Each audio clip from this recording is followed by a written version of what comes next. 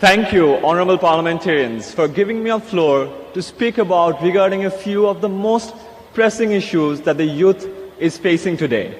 I'm Ayman Sadiq, founder of 10 Minute School, where we teach more than 150,000 students every single day, and that too completely free of cost. This makes us the largest online education platform of a small but a very optimistic nation called Bangladesh. When I used to teach back in 2013 in an offline class, the number of students attending in one class was only 40. Only a year later, when I took the same class online, the number of students attending that same class was 500,000. Just to put that number into perspective, if I need to reach out to 500,000 students by having a class of 40 students every single time, I have to repeat that class 12,500 times. That is my entire lifetime. Honorable parliamentarians, this is the sheer power of digital education today. With the help of augmented and virtual reality, we can create a classroom around anyone and everyone. Through the power of digitalization, we need to ensure that every bit of our educational content is reaching out to every student to the distant corner of the world, regardless where they belong or what the economic conditions are. We can create the content if you can give us the platform. We can teach, and you can give us the access and reach. Together, we can bring down the barriers of quality education to virtually zero.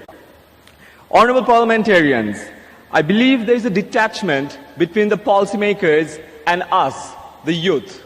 Don't get me wrong, I'm not saying we dislike each other. It's probably because of the fact that we never really met in the same field.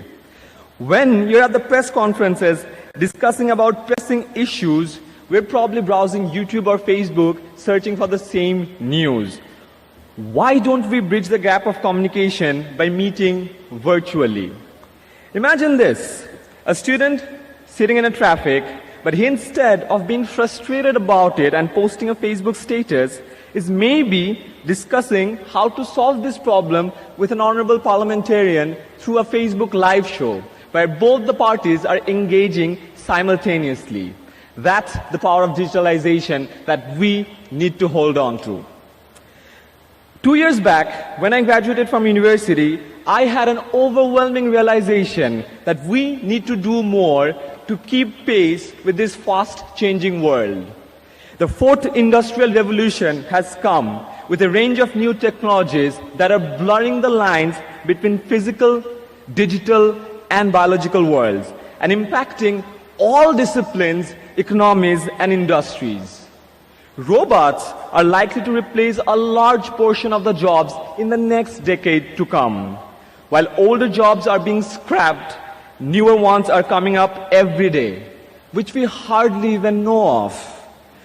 Dear parliamentarians, we request you to create a curriculum that can keep up with the rapidly changing industry, a system where you would learn by doing rather than just reading. Because in this world, we need more doers. Our education system should shift from literacy and memory-based system to a more skill-based curriculum. We should teach our students about emotional, digital, and financial intelligence.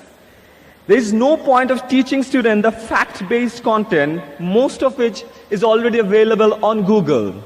We need to reduce this mismatch between the industry need and the academia supply.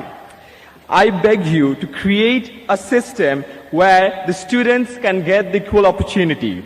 Once the students enter the job market, this redundancy in education sometimes fails to connect them with proper jobs. If you imagine, out of the 2.4 billion people in the Commonwealth countries, 60% of them are under the age of 30. Can you imagine the sheer magnitude of that number?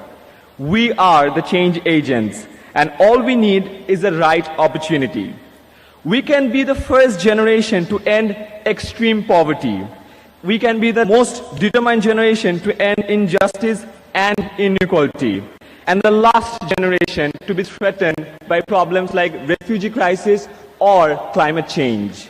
For that, we need to break the barriers and build more bridges, spread happiness, and most of all, we need to make sure that no one, and I repeat, no one is left behind. Thank you so much.